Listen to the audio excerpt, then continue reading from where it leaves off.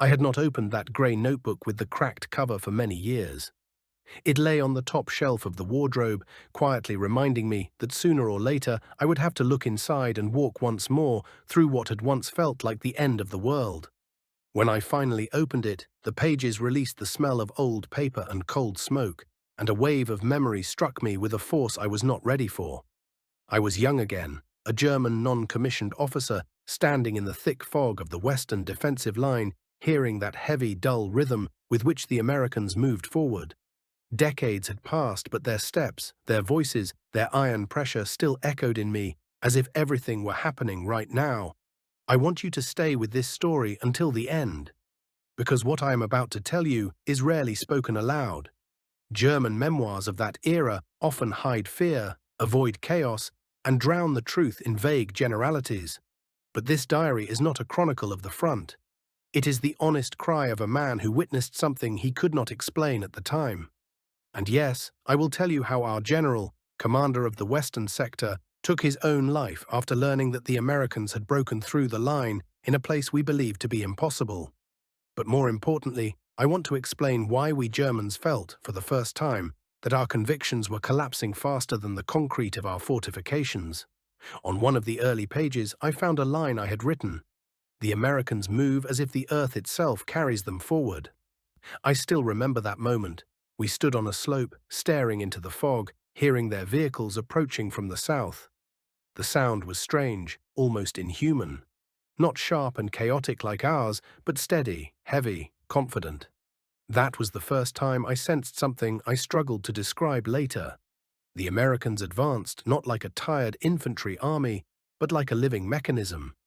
They seemed to move not over mud and broken roads, but through an invisible corridor that someone had cleared for them in advance. We Germans tried to hold the line. We were raised on discipline, precision, and orders that must be obeyed at any cost. But when our observers reported that the Americans were stretching the flank and preparing for simultaneous strikes across several sectors, I saw uncertainty on faces once considered unshakable. We scratched diagrams in the dirt, calculated how long it would take them to approach, tried to predict the direction of attack. But the Americans did not act according to our expectations. They advanced according to their own simple and merciless logic. Another step forward, then another, until the defense cracked on its own. Another line in the diary reads, "They move as if fear does not apply to them." Today, after many decades, I still do not know whether this was true or simply how it felt. But the fact remains, the Americans attacked with a determination we could not match. We Germans were trained to fight efficiently, to defend fiercely, but the Americans attacked with a strange calm. They did not hesitate. They did not stall. They seemed to accept every obstacle as part of the path they had already chosen. And that was what broke our rhythm. Especially vivid in my memory is the first real contact.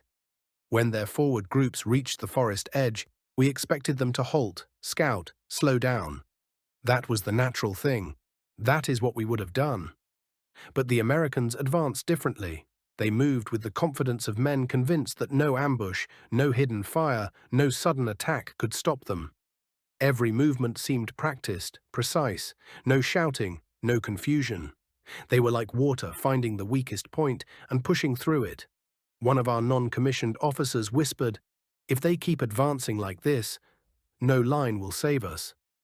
It was the first time someone said aloud what many already felt. We Germans were used to being the backbone of the front, but in those days we sensed that the Americans were not simply strong. They possessed a kind of relentless rhythm we had underestimated. My diary contains a short line: "The Americans are not like humans." Reading it now, I know it was not meant to insult them. It was a young man's attempt to explain the unexplainable. A soldier confronted with the collapse of his defenses searches for an image that helps deny reality. But reality was simple. The Americans advanced in a way we could not stop. I remember our attempt to hold a bridge near a small town. Command assured us that the Americans could not approach quickly.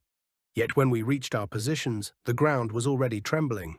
Their vehicles moved as if the terrain itself worked in their favor. We thought the narrow road would slow them. But the Americans maintained their pace. They climbed the slope as if dragging the air behind them. When their first armored vehicles appeared over the ridge, the shallow dugout beneath my boots vibrated with their approach. We opened fire. We Germans fired accurately. We knew our craft. But the Americans did not stop. Their maneuver was so confident that it seemed every bullet, every shell, every obstacle had been accounted for long before they arrived.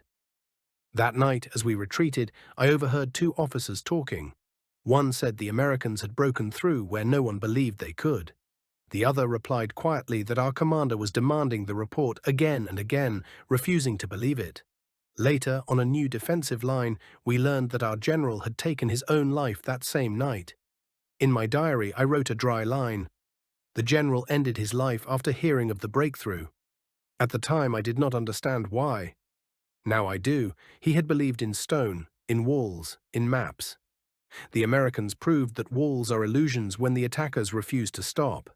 The more I reread the pages, the more I remembered how the Americans fought, not fast, not frantic, but inevitable.